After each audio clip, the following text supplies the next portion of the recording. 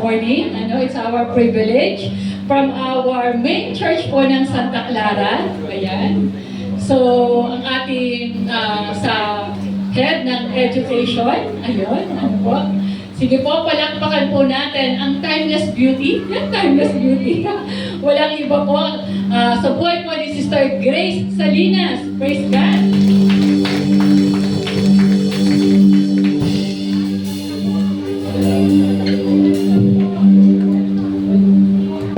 Yan, isang mapagpalang umaga po sa bawat isa. Timeless beauty po ba? Ayun, so, yan, sabi ko na, tigdere. Sabi ko, biro lang po. So, tayo po ay nasa education ministry, pero don't expect ko na alam ko lahat ng sagot patungkol sa Bible. Amen. Kaya, nag-justify na po ako ngayon pa lang. Ako lang po yung naging available at siguro napili ng Lord na mamahala ba mamuna ng education ministry. Pero I know na mas marami pa, po ba, na mas matalino at mas maalam sa atin. But then, sabi ko nga po, kung sakaling may tanong po kayo, pwede nyo po kami i-approach. At kung hindi ko naman po masasagot, pwede po tayo humingi ng tulong sa iba. Amen po ba? Handa na po ba tayo makinig ng salita ng ating Panginoon? Amen. Dapat po, syempre. That's why we are here. Para po tayo ay tumanggap ng salita ng Panginoon sa umaga pong ito. So, hindi na po ako magtatagal. Ang ating pong topic for the whole month of November, amen, ay pinamagatan pong Breakthrough, Hope that Endures. Amen. So, kakamustahin ko po kayo. This would be our third week. I think kasi ang last week po ay ang ating pong anniversary. So, kamusta po kayo? Kamusta po ang inyong mga puso sa umaga pong ito? Amen. So, I hope po yung ating 2 weeks na napag-aralan patungkol sa hope ay malaki na po ang naitulong sa buhay po ng bawat isa sa atin. Amen. So, napakahalaga po na ano man yung naririnig, natututunan po natin sa lugar na ito, na i-apply po natin sa ating mga buhay. Amen. Ayaw naman natin na gumawa ng isang bagay na ikapapagod lang natin at hindi tayo magbe-benefit doon. Amen po ba? So that's why sa umaga pong ito, I don't know kung ito po ay magiging ulit na lang sa inyo. And basically, alam naman natin ang mga bagay na ito. But why we are here is to continuously remind by God, amen po ba, na tayo pong lahat ay hindi po nawawala ng pag-asa. Amen. And how I will appreciate yung bagay na yan, ngayon po ay pag-aaralan natin yan. Amen. Ang sabi po dito sa pamagat po ng aking i-prepare na teaching is, there is always hope in the Lord. Amen. Pakisabi nga po sa inyong sarili, there is always hope in the Lord. Yan. So ang ating pong verse ngayon ay hango po sa Book of Isaiah 40:31. So kung kayo po ay may mga Bible na dala, dapat meron. And then kung wala naman po sa inyong mga cellphone na may Bible, samahan niyo po ako na basahin ang katagang ito na nagmula po sa ating Panginoon. Babasahin ko po ng malakas, babasahin niyo po ng inyong mga mata. Amen po ba? Ang sabi po dito, Isaiah 40:31. But they who wait for the Lord shall renew their strength. They shall mount up with wings like eagles. They shall run and not be weary. They shall walk and not faint. Uulitin ko po.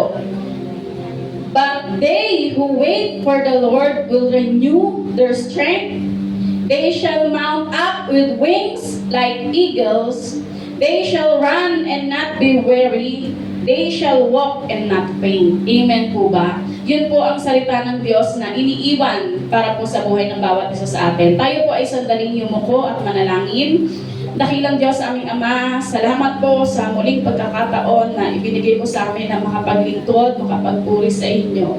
Salamat Panginoon sa kapatawaran na iniginawan mo sa amin sa umaga pong ito. At salamat o Diyos sa muling pag-iingat mo sa buhay ng bawat isa.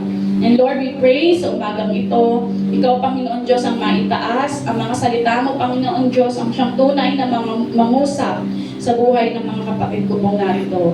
Hayaan mo, O Lord, na sa pag-aaral namin ng iyong salita, unti-unting baguhin ang aming puso, ang aming pagkatao, Panginoon, patungo sa kaayusan, patungo sa kabutihan.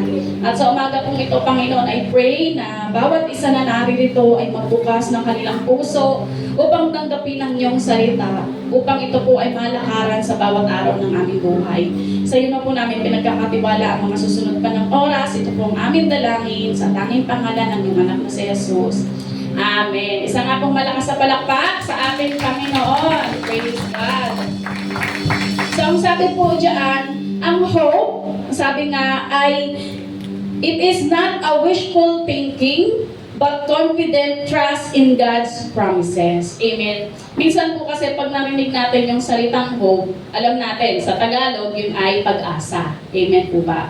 Pero yung sinasabi po dito sa Isaiah 40:31 na hope in the Lord, it is not about wishful thinking, but, di ba, having a confident trust in God's promises. Tatanungin ko po kayo, meron po ba kayong mga itinatago na pangako ng Diyos sa inyong mga buhay? Meron po. Yun yung lagi niyong pinahanghahawakan. Diba? Ano man yung pagdadaanan natin, ano man yung sitwasyon ng buhay, ito yung lagi mong binabalik-balikan. Amen. That is a number one. Amen po ba? The pagpapakita that we are trusting, amen, our God. That we have confidence in His promises. Amen po ba? And having that, kung meron po kayo noon at yun po ay nakakatulong na mainam para makapag-cope up po tayo sa mundong ito. And I would say that you have hope, amen po ba, in the Lord, in your heart. So, yung patuloy pa lang po tayong, di ba, lumabang sa bawat araw, piliin, amen po ba, na bumangon, despite sa anuman yung kinakaharap nating sitwasyon sa buhay, that is a number one sign that you have hope in your heart. Amen po ba? And mas mainam kung yung hope na yan ay hindi lang nag-aabang. Amen po ba? Hindi lang basta umaasa. Amen? Kundi nandoon po yung paniniwala, amen po ba? At pagtitiwala sa pangako ng ating pong Panginoon. Ang sabi din po dito, hope in the Lord is trusting God's promises even when you cannot see the outcome yet. Amen. Meron po ba ditong ganon na basta naniniwala siya, nananampalataya siya, kahit sa tingin niya, di ba, practically speaking, out of his knowledge or her knowledge, hindi talaga kakayanin. May mga ganun po ba? Yun yung tinatawag sometimes natin ng faith. Amen? Yun yung tinatawag na faith. Kaya po ang pananampalataya, amen po ba, at pag-asa ay hindi natin po pwedeng paghiwalayin. Amen? Kasi ang description ng faith is believing in things na hindi pa po natin nakikita. Amen? And hoping is trusting, amen po ba, that, di ba, things may happen even hindi pa natin siya nakita. Somewhat, di ba, common, pareho. Kaya mahirap pong magkaroon ng hope or pag-asa sa ating Panginoon kung in the first place, hindi po tayo nananampalataya. Amen? Kailangan identified natin o alam natin yung kakayanan ng ating Panginoon. Ganun ang tao. Amen po ba? Hindi ka basta magtitiwala, di ba? At hindi mo basta ipagkakatiwala ang buhay mo at pamilya mo sa isang taong hindi mo kilala. Amen po ba? Kaya I know, pero wala naman ito, hindi ko naman ito, kumbaga, sa Bible, walang specific na ganitong nasusulat. Pero by my experience and observation, ayan, kumbaga, pwede nating tingnan na ang isang tao, di ba, na malalim ang pananampalataya is malalim din ang pagkakakilala sa ating Panginoon. Amen. Kasi ganun nga talaga. Basically, magtitiwala ka kung naniniwala ka sa kakayanan ng isang tao. Amen? And paano ka maniniwala sa kakayanan niya kung hindi mo naman siya kilala? Amen? So basically, dahil kilala natin ang Lord, alam natin yung kaya niyang gawin at mga nagawa na niya sa buhay natin, that's why nagkakaroon tayo ng malalim na pananampalataya sa ating Panginoon. Amen po ba? Amen? Agree po ba tayo doon? That's why your own, kaya mong i-measure and i-gauge yung sarili mo. Amen. Yung faith natin sa ating Panginoon. Yung hope na meron po tayo sa ating pong mga buhay. And hindi ko na po patatagalin, tayo po ay magpo-focus tayo ngayon sa pag-aaral at patungkol sa hope at ano ba ang naitutulong nito sa ating mga buhay. Una, sabi po diyan, hope helps us endure in this life. Amen po ba? Kanina nabanggit ko to the point na pinipili natin na bumangon kada araw. Kahit alam naman natin kung ano yung mga bagay na sasagupain natin. Amen po ba? And with our own, hindi talaga natin kakayanin. That is sign that you have hope in your heart. Sabi dito, hope helps us endure trials without giving. Amen po ba? Taas po dito yung kamay ng 18 years old pataas. 18 years old pataas. Taas po ang kamay. Amen. So, umabot tayo sa ganyang edad. Amen po ba? Umabot po tayo. Ako po, by the way, ay 38. Yan. Nagpagupit akong maikse, parang pang 37. Pero lang. So, ayan. So, tayo po ay umabot sa ganitong edad, having that faces, amen, having that health and physical condition na meron tayo because of the faith and hope that we have. Amen po ba? Maraming beses na at maraming pagkakataon na kinukulang tayo. Ito number 1 sa mga nanay, sa budget. Amen po ba?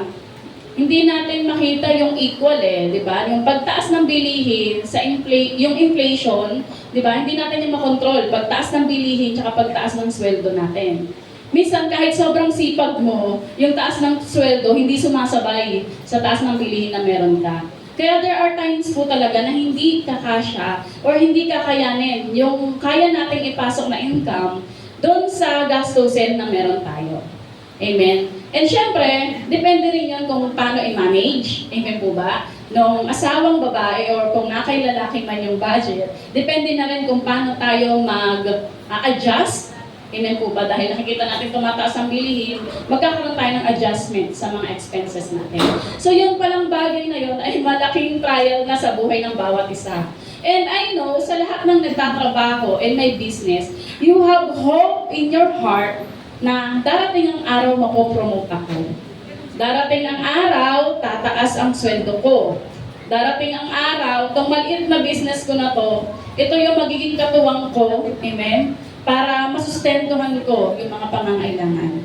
Darating yung araw na itong pinagtatrabuhan ko, di ba, magkakaroon din ako ng ganitong klase ng business. Kasi you know it all. Alam mo na yung pasikot-sikot, alam mo na kung paano kukuha ng client, ng customers. So, you have hope na in the future, or kung meron man tayong specific plan, na magkakaroon ka rin ng ganong business. Amen? Na yung pinagdaraanan natin ngayon na hirap, minsan sakit, or pagkukulang, darating yung panahon na makakaalis tayo sa ganitong sitwasyon. Amen po ba? Ako po sa akin ganon. So ako po ay, kahit nakikita ko na parang imposible talagang pagkasyahin ng lahat, pero ang Lord po ang tumutulong sa atin, magbigay ng wisdom, how to manage, kung ano yung mga resources na meron tayo. Amen? So, hope helps us endure trials without giving up. And hope help us rise above discouragement like eagles above storms. Amen po ba? Naka-experience na po ba kayo na merong pumasok na idea sa inyo na parang gusto nyong i-push through, gawin, pero yung mga taong nakapaligid sa inyo, ang negative, ay hindi yan kaya. Na-try ko na dati yung business na yan, ako sis, mahihirapan ka talaga. Diba? Parang instead na i-encourage ka, though, sabihin na natin totoo naman, na nahirapan siya, hindi siya nag-succeed sa bagay na yon. Amen po ba? Pero minsan, hindi natin naiiwasan, di ba? Yung mga discouragement na pumapasok sa atin. Even sa work, di ba? Naku, yung amo mo na yan, terror yan. Never na nag-promote yan. Ewan ko na lang, kahit anong sipag mo. Kaya kung ako sa'yo, relax ka lang dyan. Di ba? Petiks ka lang dyan. Ganon. So, discouragements, marami yan. Even sa loob ng family. Ang akin pong asawa, very open-minded pagdating sa business. Pero ang kanya pong pamilya, hindi naman ito masama. Siyempre, parents sila. Kumbaga, masyadong matanong yun. Hindi naman siya dinidiscourage, pero masyadong matanong. To the point na yung tanong nila, nakaka-discourage na sa asawa ko. And I know, hindi yun ang intention ng parents niya. I know, na ang gusto lang naman ay mapabuti. So, many times na si Ricky ay na-discourage na simulan yung isang business. So, this early November, may inopen up ako sa kanya. Sabi niya, I will keep this secret. Sabi niya sa mga parents niya. Kasi nga daw, ang nega, ang nega ng mga yun, discourage lang ako. Pero alam niyo po, yung business na sinabi ko sa kanya is, wala kaming hawak na pera para doon. Pero ang sinabi ko lang sa kanya, pag-pray mo, pag-pray natin, pag-isipan at pagpalanuhan na natin, wala pa man. Kaya, this last week, ayun, so nag-step up si Ricky, siya nag-isip, sabi ko sa kanya, hindi ko kayang asikasuhin. I have my own business, na ako yung nagsimula at katuwa ko yung mga anak ko. And I know Ricky, gusto niya may sarili siyang business. Bilang tatay, bukod doon sa kinikita everyday, gusto niya may sarili siyang business. Kasi nung binata siya, ganun siya nasanay. Mapera siya. Pero nung napangasawa niya ako, parang feeling ko naghirap siya. So, ayun. So, dahil nagkaroon ng 3 anak. So, ako bilang asawa, gusto kong master up ulit. Yan, gusto kong master up ulit yung energy ng asawa ko. Doon hindi naman nawawala yun dahil nasa Lord tayo. Pero kilala ko si Ricky. Kapag medyo yung pera ay panaktuhan, though masaya naman siya at content, and I know, mas makakatulong kung meron siyang extra income on his own. Kaya sabi ko sa kanya, ikaw mag-asikaso niyan, all the things. I will guide you, sabi ko, I will help you, pero ikaw ang magiging main character. Nagsimula kami last week, sinimula niya, alam niyo mga babae, sino taga-fill up ng forms? Diba? Tayo! Diba? Lahat ng details nila tayo, alam natin. This time, first time ever, wala akong tinatch, wala akong hinawakan ni anuman. I-provide mo yung ganito, i-provide mo yung ganyan, ito daw yung kailangan, fill upan mo yan. Sabi niya, paano to? Fill upan mo. Sabi ko, this time, you have to start on your own. Na dahil may sarili ka ng business, secret ko muna, pag nag-launch, sabihin ko sa inyo, dahil may sarili ka ng business, dapat marunong ka nang magbasa ng mga forms, ng mga details, kailangan marunong ka nang mag-fill up. Kailangan naka-file up lahat ng detalye na mga kailangan mo. So, yun. So, natuto. One step ahead. Yes, praise God. So, ganun. So, despite of discouragements in our life, if you have hope and there is someone hoping and rooting for you, magpapatuloy tayo. Amen po ba? Lalo na po pag alam natin na ang Diyos ang kasama natin. Amen? Hindi tayo pababayaan ng Lord. But make sure that our motives is aligned sa ating pong yung motibo. Ba't mo gusto yung business na yan? Ba't mo gustong gawin niyang bagay na yan? Ba't mo gustong bilhin niyang bagay na yan? If that is too personal and selfish ambition, so I doubt, maaring i-allow ng Lord, pero the consequences is in us. Amen po ba? Kaya always pray. Diba? Sa ating Panginoon, bago po tayo gumawa ng isang bagay. I have been there, and ako po ngayon ay umaahon pa sa utang. Kaya huwag niyo na po akong gayahin. Diba? You should think first. Diba? Bago mag-click. Bago mag-check out. Alright? So, sabi po dito, keep walking even when we feel weary. Amen. Kahit kinakabahan sa isang bagay na gagawin. Kahit hindi sigurado, because of the hope in the Lord, nagpapatuloy. Amen po ba? Kahit pag sinabi ni Pastor na, Sister Rose, ikaw muna yung magturo. Ayoko. Magawa mo na, Pastor, lahat. Wag lang talaga yan, di ba?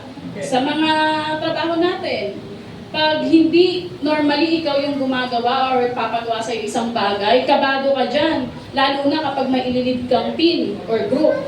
Kasi alam mo na hindi mo naman yung laging ginagawa. Baka marami silang masabi, baka ano yung gawin, baka ganito, baka ganyan, baka magkamali. Pero anong ginagawa natin? Gagawin mo pa rin naman. Amen? So, because, di ba, some side of your heart, nandun yung hope. And syempre, yung preparation, di ba? Na kahit pa paano may alam ako, pinagkatiwalaan ako, gagawin ko yung part at kaya kong gawin. And of course, dapat nandun yung humbleness ng puso. Amen po ba? So, because of our hope in the Lord, we manage to endure. Amen po ba? Our daily lives. Amen? So, next po, sabi po dyan, how hope work in our daily life. Sabi dyan, hope gives us emotional strength. Yan, sino po ba yung mga emotionally strong? Taas po yung kamay, emotionally strong. Sister Grace, paano ko malalaman kung emotionally strong ako? Di ba? Hindi ko nga alam yung sinasabi mo. Di ba? Ang sabi po dito kay Google, o yun, nag-Google tayo. Yan, ang sabi po dyan, Yan, babanggitin ko po ha. Ang definition is ng emotional health. Yan, health muna. Your ability to recognize, regulate, and express emotions in constructive way. Sabi dyan. Hindi po ito sinama dyan ha. And more specific than mental health, it is about handling feelings like joy, anger, sadness, or fear. Ibig sabihin, pag sinabi po natin emotional health, it is your capability and ability to handle, amen po ba, your mental, di ba, na situation. Kung ikaw ay nakakaisip ng somewhat nakakalungkot, you know how to handle constructively. Di ba? Kung ikaw ay nai-stress, di ba? Kung paano mo yun i-handle, yun yung emotional, di ba, well-being mo. So kung tayo po ay nai-stress, tapos sa isang bagay, mas galit ka na sa lahat ng tao, do you think you have, or you are emotionally strong? Possible, hindi. Kasi negative yun eh, na mainit ang ulo mo sa isang bagay, pero lahat ng nasa paligid mo, damay, huwag ka nga naman init ulo ko! Huwag mo muna akong kausapin. Huwag mo muna akong kausapin. Parang lahat na lang ng kumausap sa'yo, mainit ulo mo. So, that is not, di ba? That is not, kumbaga, signifying emotional strength. Pag sinabi pong we have emotional strength, sabi dyan, hope lifts our spirit when life feels heavy. Amen po ba? Kapag parang ang bigat-bigat ng sitwasyon, di ba? Minsan may mga pagkakataon na may mga bagay na gusto nating i-deal personally, and even sa asawa at best friend or anak natin, ayaw nating sabihin. May mga ganyan eh. Pero hindi naman ito masama. Because we have a choice naman talaga. What to share and what not. Amen po ba? Tapos, dahil sa sitwasyon na sobrang bigat, hindi ko po alam kung naramdaman, nagawa o nangyari na ito sa inyo. Diba? What we always do is to pray. Kumukuha tayo ng, kumbaga, solemn na area, or kumukuha tayo ng time na walang tao sa bahay. Tapos, you pour it out to the Lord. Amen na, Lord, hirap na po ako, hindi ko na po talaga kaya. Kahit po anong gawin ko, yung resulta pareho pa din. Hindi ito yung inaasahan ko. Lord, ano po yung gagawin ko? And then you start to pray over and over again. Hanggang sa, bago matapos ang prayer mo, natin, mararamdaman nyo na parang na-unload. Because while you are praying, di ba, God is implanting hope in your heart. Because God reminded you doon sa mga pangako na meron siya. Di ba pag nagpipray tayo, tapos when the Holy Spirit comes, you cannot control it anymore. Parang sinasabi mo, Lord, you are my provider. Sinabi mo, di mo ako pababayaan. Di ba? Ano man yung aking pagdaanan, lahat ng lumalapit sa iyo, hindi mo papahiya. Lahat ng pangako ng Lord, hahalungkatin mo yon kapag bigat na bigat ka na sa sarili mo. And what's next? After mong manalangin, you will unload. Amen? Yung heavy feelings, yung nararamdaman, yung iniisip mo na super cloudy, magiging clear ang lahat sa'yo. Amen? And that is, di ba, emotional strength na meron tayo. It lifts up our spirit when the life is heavy. So, kapag meron tayong ganitong sitwasyon na may mga bagay na hindi natin masabi, for whatever reason it is, just come to God. Amen? Palakasin mo ulit yung hope, yung faith na meron po tayo sa ating mga sarili. Minsan natutulog lang yan. Amen? Kailangan mo lang gisingin. Kailangan mo lang i-activate. Amen po ba? And sabi dito, hope gives us motivation to act. Sabi dyan, hope is not passive. Amen? It pushes us to pursue goals and dreams. Familiar po ba kayo sa kasabihan na nasa Diyos ang awa? Yes, familiar kasi nasagot nyo. Amen. Nasa Diyos ang awa, nasa tao ang gawa. The hope is like that then. Diba? Sabi ko nga po kanina, hope, you are not just waiting. You have to act. And because of our hope, diba, it motivates us to do, diba, more, to act more. Sabi nga dyan, para maabot daw natin yung mga pangarap natin and goal natin sa buhay, dahil you have implanted in your heart, in your mind, na mangyayari to sa tulong ng Lord, you started to act. Amen po ba? Doon nagsisimula yun eh. Kasi hindi ka gagalaw, hindi ka magpaplano, kung wala yung pag-asa sa puso mo na mangyayari. Amen po ba? At matutupad mo yung pangarap mo. Kaya nga po tayo nag-aaral eh. Amen? Ang mga estudyante, ba't tayo nag-aaral? Dahil ba sinabi lang ng magulang natin? Yes, in the first place, baka. Or pag mga kiddos, ganyan, mag-aaral yan kasi imumulat sila ng parents nila na kailangan mag-aral. Amen? Na hindi naman ganun kalalim. And then makikita nila, may mga backpack, may mga bagong shoes, di ba? May mga student na pumapasok na nakikita nila. So mag-aaral sila kasi ginagaya nila yung iba. And then habang lumalaki tayo, nag-aaral tayo because we know, students, na kailangan nating makatapos ng pag-aaral. Because we believe, di ba, dahil sa buhay ng ibang tao, they become successful because they have certificate and diplomas. Amen. Initially and basically, yun talaga. Di ba? Pero, di ba, in the end, and in your journey while studying, may isip na natin ano ba yung purpose ba't ka nag-aaral? Susunod na dyan, kailangan kasi na magkaroon ako ng trabaho. And for what work you want, kung anong trabaho yung gusto mo, anong profession yung gusto mo, you will align yung course na kukunin mo. Dapat, supposedly. Pero alam niyo po, may mga pagkakataon na while you're studying, halfway, malapit ka nang makagraduate sa course mo, and then you realize, hindi pala ito yung gusto ko. Diba? Kaya ngayon, anong course ninyo? Diba? Imagine niyo nasa ang field naman kayo.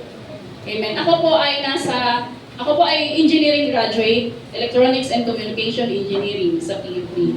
Pero nasaan po ako ngayon? Nasa QC. Ang QC po ay pang IE, Industrial Engineering.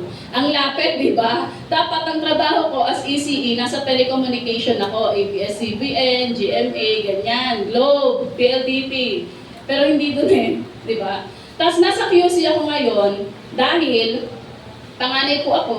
Kung ano yung trabaho available, kailangan i-grab ko yung opportunity na yun para mapag-aral ko din at matulungan yung mga parents ko. Pero when time goes by, na-realize ko, at salamat sa Lord, binigay ng Lord sa akin yun, gusto ko palang mag-teacher. Di ba? Ako napunta sa eduk ngayon, sa education. So, salamat sa Lord kasi hindi man sa profession mo, pero nakita ng Lord yung passion and yung calling mo, binigay pa rin naman ng Lord sa iyo. Amen po ba? So sa mga nag-aaral ngayon, amen, hindi tayo nag-aaral dahil kailangan lang natin makagraduate. Ginagawa natin yan because we have hope that sometimes or somehow in the future, magiging teacher ako, magiging engineer ako, magiging nurse ako. Amen. Susustentuhan ko yung mga magulang ko, susuklian ko yung, di ba, mga kabutihan nila sa akin. Yun amen po ba? And you will not go, di ba, to study, you will not go to school kung wala yung pag-asa mo na makakagraduate ka. Diba? At hindi ka rin magre-review during the exam kung hindi ka umaasa na makakapasa ka at mag-perfect mo ang exam. That is some examples ng sinasabi ko po that if you have hope, it is motivates us to act. Kaya ka gumagawa ng isang bagay because there is hope, diba, in your heart. Amen? Sabi po dyan, it improve mental health. Diba? Sabi ko po kanina, emotional, it is our response. Pag sinabi naman pong mental health, sabi po dito sa definition sa Google, your overall psychological, emotional, and social well-being includes how you think, how you feel, and behave in daily life.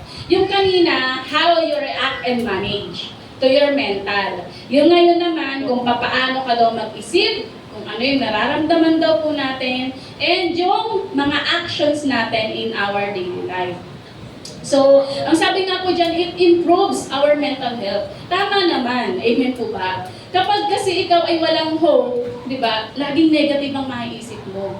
Diba, parang hindi yan kaya. Amen. Yung iniisip mong mga projects na yan, parang mahirap yan di ba? So, yun na yun. Negative thinker ka na. Yun na yung, kumbaga, mental condition mo. Ikaw ay tatawaging nega. Di ba? So, sabi dyan, how you behave. Di ba? So, kapag kasi tayo ay may Diyos sa ating puso, amen, at alam natin yung mga ayaw at gusto ng Lord, di ba? Ida-direct ka nun kung paano ka dapat kumilos. Amen. Kapag alam mo na sinabi sa Bible that you should wear properly, amen, hindi ka magsusuot ng spaghetti straps, di ba? Ng tube. And then you go outside, tapos magagalit ka pag may tumingin sa'yo, or somewhat nakapansin, itim naman, pag ganun pa. Ikaw naman ang nagdala ng ganun sa'yo di ba? Or may mga lalaki na tumingin sa'yo, di ba? Ikaw ang gumawa niyan. Then, magsusuot ka ng shorts na maiksi, di ba? Ang ipin naman ng tuhod, shorts ka na maiksi. Pag nakarinig ka ng ganun, magagalit ka. Pero di ba, ikaw naman yung gumawa nun eh. So dapat, bilang isang Kristiyano, we should know, di ba, how to wear properly, how to dress properly, how to talk, di ba, professionally, di ba, pagiging magalang. Amen. Susunod kasi yon. Kaya, ang sabi nga po natin, di ba, na yung hope na meron tayo, di ba, kapag yan ay nasa Panginoon, hope in the Lord, it's always positive. Kaya magiging positibo lagi ang pananaw natin sa isang bagay. At ganun din, kung positibo kasi ang pananaw natin sa isang bagay, positibo yung maikikilos mo. Amen po ba? Yung magiging actions natin. Yung magiging behavior natin. Amen. Kaya ito po ay malaking bagay, di ba, sa buhay ng bawat isa na yung pag-asa lagi nating iangkla. Amen po ba? Lagi nating ikabit. Di ba? Not just hope, but hope in the Lord. Amen. So, ito yung mga bagay na kumbaga nakakatulong sa atin. Kung paano ito nakakatulong sa atin, it gives us emotional strength. Amen po ba? It motivates us to act and improve our mental health. Nagiging positive thinker ka na. Pakisabi sa inyong katabi, congratulations! Magiging positive thinker ka na. Diba? Lahat ng mga negative thoughts, alisin niyo yan. Amen? Hindi yan ang kalooban ng Lord. Lahat ng mga imposible, posible sa ating Panginoon as long as naka-align sa kalooban ng Lord. Amen po ba? Amen. So lastly, dito na po ako magpo-focus more. Sabi po dito, hope that endures. Ito talaga yung bilin eh. Diba? Ito talaga yung topic natin. The impact of hoping in the Lord in our lives. Ano ba yung magiging impact nito? Kapag tayo po ay nananatili na umaasa, amen po ba, sa mga, kumbaga, pangako ng ating Panginoon. Sabi po dito, hope is spiritual fuel. It revives us when we're tired. We don't rely on your own strength, but on God's. Ang sabi nga po dito, di ba? In trials, hope empower us to endure. Basahin po natin yung Isaiah 40:31 kasi kanina hindi na i-flash. Ayan, na-late po ata ako. But they who wait for the Lord shall renew their strength. Alam niyo po ba na ang lahat ng umaasa sa ating Panginoon, hindi tayo pinapagod sa kahihintay. Every day, di ba? Binabago ng Diyos. Every day, binibigyan tayo ng lakas ng ating Panginoon. Sabi po dito, they shall mount up with wings like eagles. Alam niyo po kung paano ang behavior ng eagle kapag pag bumabagyo. Di ba? Meron pong awit eh. Tulad ng agilang paiilalang na may panibagong sigla. Ako ay agilang paiilalang na may panibagong sigla. Ikaw ang hangin na numukulak sa akin. Sa ibabaw ng bagyo ay nagngangalit. Diba? Ang mga eagle po, pag bumabagyo, hindi yan sumasabay sa bagyo, lilipad. Kasi ang pakpak po niyan, malapad. Surely, amen, surely, makakasalo po yan ng tubig, ng ulan. Alam niyo po saan ang lipad niyan? Sa taas. Kung nandito po yung nagngangalit ng bagyo, ang eagle po nasa taas yan. Kaya talagang they can soar high. Amen. At ganun daw po tayo ng mga nagtitiwala sa ating Panginoon. Amen po ba? Sa mga panahon na down na po tayo. Amen. Binibigyan po tayo ng Lord palagi. Amen po ba ng kalakasan? At binibigyan tayo ng Lord. Amen po ba? Sabi dyan ng pakpak katulad po ng isang agila na kaya pong sumabay sa bagyo. Amen po ba? So ganun po tayo kalakas bilang mga Kristiyanong nagtitiwala sa ating Panginoon. Kung hindi mo yun alam, well, pinapaalala sa iyo ng Lord ngayon that you are like an eagle in every storm. Amen. You can soar. Sa lahat ng mga pinapangarap natin, sa lahat ng goals and dreams natin, kaya po yan natin. Amen? Pakisabi sa inyong katabi, kaya mo yan. Kaya mo yan. Basta magtiwala po tayo sa ating Panginoon. Sabi po dyan, they will not run and not grow weary. Amen po ba? They will run pala. They will run. Tumatakbo, pero walang pag-aalala. Ibig sabihin, patuloy ang buhay, pero walang pag-aalala. Sabi dyan, they will walk and not be faint. Lumalakad pero hindi napapagod, nangangako. Amen po ba? Kahit ganito po yung katawan ko. Kahit tumakbo daw, Hindi daw ako mag-aalala. Kahit lumakad daw ako na lumakad, hindi ako hihimatayin. Po ba? So dahil nasa atin po ang ating Panginoon, sa ating pong buhay ganun din. To the point na tayo po ay patuloy, po ba na lumalakad sa ating Panginoon, unti-unti nagkakaroon ng development, it is still, po ba, a progress, kahit pa unti-unti. Sabi po dito, hope anchors us in uncertainty. Amen po ba? Sa mga panahong hindi tayo sigurado. Amen po ba? Yung pag-asa po natin sa ating Panginoon ang, di ba, nagsasaayos ng lahat ng ito. At nagtutulak sa atin para magpatuloy. Sabi po dyan, hope keep us grounded when life feels chaotic. Pag sinabi pong grounded, you are still, nananatili. Amen. Parang puno na may ugat, na kahit ano pong bagyo ang dumating, still nakakabit po yung ating mga ugat sa ating Panginoon. That is, di ba, the explanation na it anchors us in uncertainty.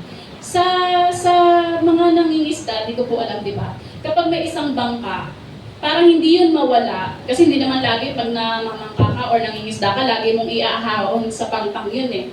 Ang tatay ko po ay marunong mangisda and matagal na panahon po kami tumira sa tabing dagat. Nakikita ko yung mga bangka doon, bata pa naman ako, hindi ko alam yung reason. Meron silang tinatawag na timon. Hindi ko po alam kung alam yun ng mga tatay natin. Timon, parang binabaon nila yon. Binabaon nila yon ng baon na baon. Diba? Para yung bangka, kahit gumanto ng gumanto yung tubig, huwag lang yung sobrang lakas siguro talaga, hindi siya aano rin. Aalis siya sa lugar niya, paikot-ikot siyang ganyan, ganyan, pero never siyang aalis doon sa timon niya, doon sa anchor na meron siya. Ganon din po ang ating pag-asa sa ating Panginoon. Habang tayo ay nananampalataya, umaasa sa ating Panginoon, we still grounded, hindi tayo susuko. Hindi tayo aalis. Amen po ba sa umbrella po ng ating Panginoon? Amen? Sabi po dyan, we have this hope as an anchor for soul, firm and secure. Tandaan niyo po yan, firm and secure. May kasiguraduhan po sa paniniwala at pagtitiwala at pag-asa po natin sa ating pong Panginoon. Sabi po dyan sa pangatlo, amen, hope fills us with joy and peace. Hope transforms fear into peace and sorrow into joy. Kung mababalikan niyo po yung sinasabi ko kanina na when you feel heavy, you feel unloaded right after na mag-pray sa ating Panginoon. And not only unloaded, di ba? Nandoon yung pag-asa. At minsan, di ba, yung ating mga pag-iyak, yung ating mga tighati, napapalitan ng kaligayahan. Bakit? Nagiging clear po sa atin. Amen? Habang tayo po ay nananampalataya, nandoon ang pag-asa sa ating Panginoon, nagiging clear sa atin bakit natin pinagdaraan ng isang sitwasyon. Amen. Nagiging clear sa atin na once na mapagtagumpayan ko to, ito yung magiging result. That's why, di ba, our sorrow turns sometimes into joy. And many times, kapag kasama po natin ng ating Panginoon. Sabi nga po dyan, fear into peace. Alam niyo po, ang buhay hindi naman talaga kailanman magiging smooth. Walang ipinangako sa atin ng Lord ng smooth sailing life. Amen. What we have as being a Christian, we can steady, di ba? We can be silent in the midst of storm. Amen po ba? Kung ang lahat ng paligid ay magulo, tayo po, amen, ang dapat nating maging reaction talaga doon, bukod sa manalangin, di ba? Maging silent. Huwag mong labanan, di ba ang agila, sabi ko nga po sa storm, maakyat yan. Ano po ang paraan niya? Hindi niya yung lalabanan because siguro alam niya, pero hindi ko alam scientifically, na kapag siya ay nagpailalang doon sa level ng bagyo, maaaring mapagtalunan siya. Amen po ba? Kaya ang tendency or ang technique, doon ka sa walang masyadong rage ng mga ulan. Tayo din po bilang isang Kristiyano, amen po ba? Kapag po naramdaman na natin na sobrang gulo na, diba? That's the time na tumahimik ka na. Kapag naramdaman mo na parang ang gulo-gulo na, kahit anong paliwanag ko, hindi niya ako maintindihan. Kahit anong gawin kong pagsasaayos, ako na yung nagpapakumbaba, wala pa rin resulta. Diba? That's the time you have to rest. You have to pause pala. Hindi you have to stop. You have to pause and break the hour. Diba? In the midst of troubles, hindi natin kailangan labanan lahat ng bagay. We should be wise. Amen? Kung ano yung lalabanan at tatahimikan.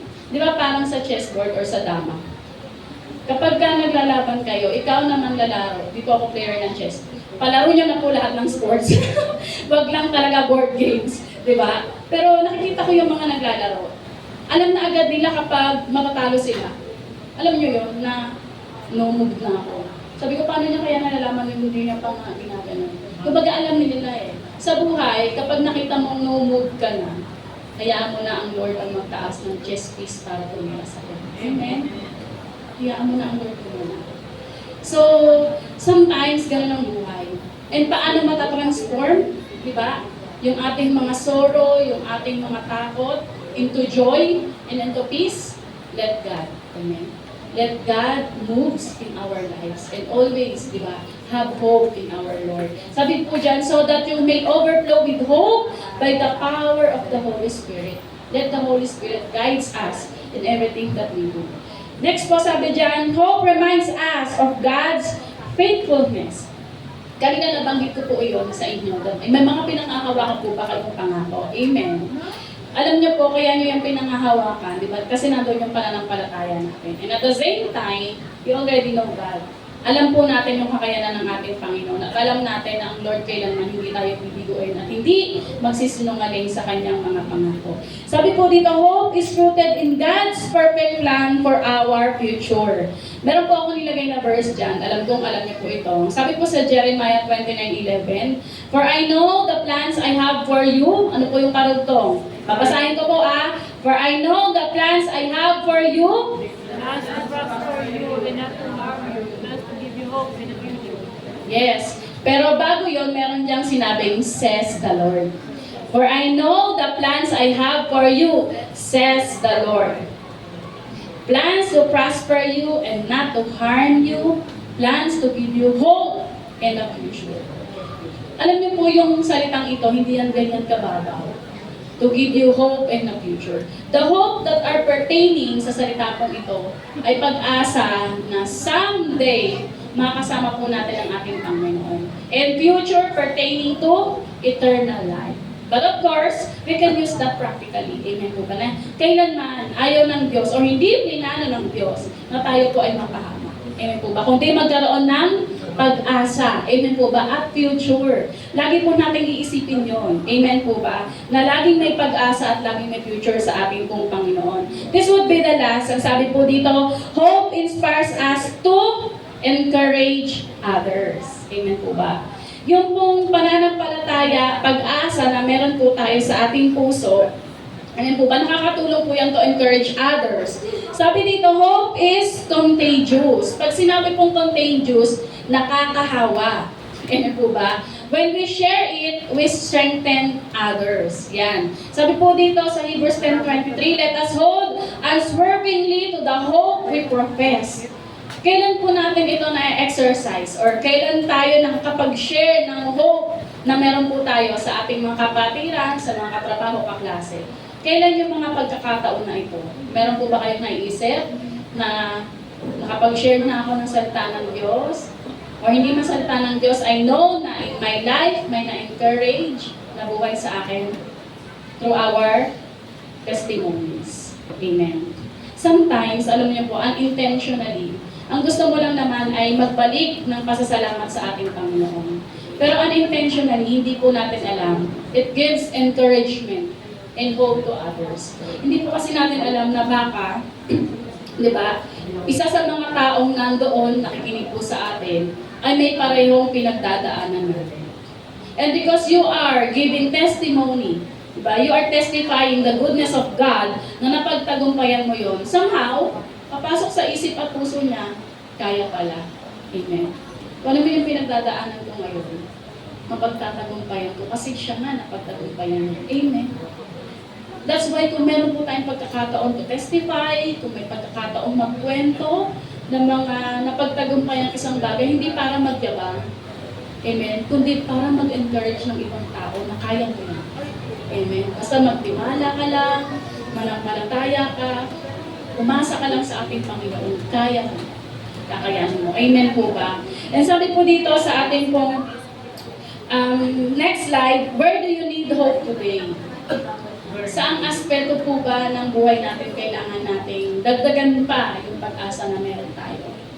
Sa financial na aspeto po ba, na parang lagi na lang ganito, mahirap ang buhay? No. Amen, no. Dadating po ang pagkakataon, or one day, kayo yung tatayo dito, magpapasalamat sa Panginoon kung paano po kayo pinagpalo. Financially, sa inyong trabaho, sa inyong mga negosyo. Sa pamilya po ba, meron po bang mga kapamilya na kahit anong gawin mo, ayaw makipag-ayos, ayaw makipagbate, ayaw sumagot sa tawag, ayaw mag-text because of past, diba, relationship na or sagutan na hindi maganda. Guys, po, talagang continue to pray lang po sa ating Panginoon na ayusin ang Lord ang relationship na meron po tayo. Minsan kasi akala natin okay lahat. Diba? Pero yung mga kapamilya natin, mga mahal natin sa buhay, na nadadalaw pa po ba natin sila? Natatext pa po ba natin sila or natatawagan? Baka hindi natin namamalayan na may mga pinagdadaanan na sila, nawawalan na sila ng pag-asa. You are the one, amen, na kailangan nila. And kung ikaw mismo nawawalan ng pag-asa na maayos ang sitwasyon na to, well, ang sinasabi ng Lord, magtiwala ka lang, iaayos natin ang lahat. Amen po ba? So, kung anong aspeto man po ng ating buhay, sa mental, emotional, amen po ba, physical, na kailangan natin ng pag-asa sa ating Panginoon, this is the right time na muling i-establish yung pag-asa na yan sa buhay po ng bawat isa sa atin. Amen po ba? Sabi po dito, no matter what season you're in, whether waiting, grieving, rebuilding, or rejoicing, there is always hope in the Lord. Yan. He is faithful and His promises never fail. May the God of hope fill you with all joy and peace as you trust in Him, so that you may overflow with hope by the power of the Holy Spirit. Sabi po dyan, hold on to hope. We have this hope as an anchor for the soul, firm and secure, as I have said po kanina. This hope keeps us steady when life feels uncertain and gives us peace in the middle of storm. So how can we apply yung hope na meron po tayo? As our application, sabi dyan, live with hope. Amen po ba? Mabuhay po tayo na may pag-asa. Speak hope. Dapat laging positive yung sinasabi natin. And share hope. Amen. Huwag nating ariin lang at angkinin. I-share po natin ito sa iba. Amen po ba? So let us hold unswervingly to the hope we profess, because He who promised is faithful. Let hope in the Lord be your anchor, your strength, and your testimony. Amen po ba? Tayo pong lahat ay tumayo. Meron pong isang awit ang Jesus is Lord Church Ministry. I-share po namin ito sa inyo, and I hope, amen po ba, na sabayan niyo po ito and sing this song as you are talking to our God. Amen. Ang sabi po sa lyrics, anumang sitwasyon at pagkakataon, magmamahal, magtatapat sa'yo. Maglilingkod sa'yo nang may kagalakan. Manat ako sa'yo ngayon at kailanman. Minsan pa po, anumang sitwasyon, anumang sitwasyon at pagkakataon, magmamahal, magtatapat sa'yo, maglilingkod sa'yo, maglilingkod sa'yo, na may kagalakan. Manat ako ngayon at kailanman, Panginoon, Panginoon.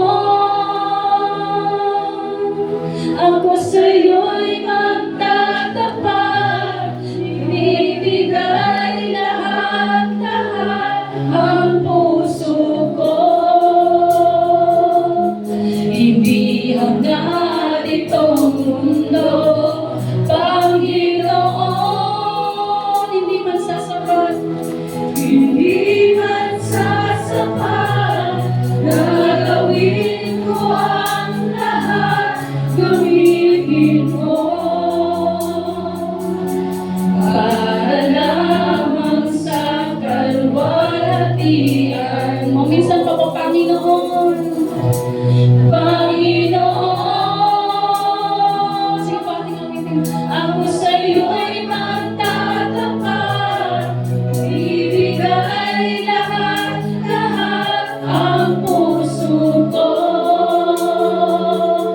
Hindi hangad itong mundo, Panginoon. Ako sa'yo'y magtatapat, gagawin ko ang lahat, pag-ibig mo. Para lamang sa kalwalhatian mo. Yes, O Lord. Dakilang Diyos, aming Ama, katulad po ng aming inawit, Lord Jesus. Anumang sitwasyon at pagkakataon, kami po ay maglilingkod, magmamahal sa iyo, Lord Jesus, ng may katapatan. Lord God, sa mga oras at pagkakataong ito, kung natagpuan mo man kami, O Lord, na hindi naging tapat sa inyo, kung natagpuan mo man kami, Panginoon Diyos, na nanghina sa amin pong pananampalataya at nawala ng pag-asa, patawarin mo kami, Panginoon. Patawad kung hindi kami lubusang nagtiwala sa inyo. Patawad, Panginoon Diyos, kung na-miss namin, O Lord God, kung ano yung mga bagay na kaya mong gawin at lahat ng kakayanan mo. Panginoong Jesus, naririto po kami na malapit sa inyo, Lord God. Humingi ng kapatawaran, humihingi ng tulong, O Diyos. Hindi po namin kaya ang lahat ng sitwasyon sa aming mga buhay. May mga bagay, O Lord God, na hindi namin masabi, even sa pinakamalapit sa amin.